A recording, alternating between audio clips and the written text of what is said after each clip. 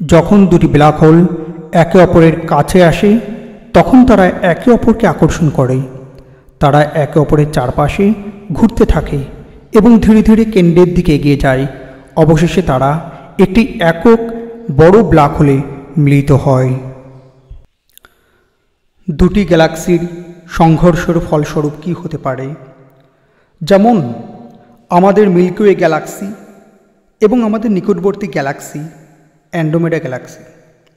জ্যোতির্বিজ্ঞানীরা অনুমান করেছেন যে প্রায় 5 বিলিয়ন বছর পরে এই দুটি গ্যালাক্সি একে অপরের সঙ্গে সংঘর্ষের ফলে তারা একত্রিত হয়ে একটি নতুন বিশাল আকৃতির গ্যালাক্সি তৈরি করবে, যার নতুন নাম মিল্কমেডা।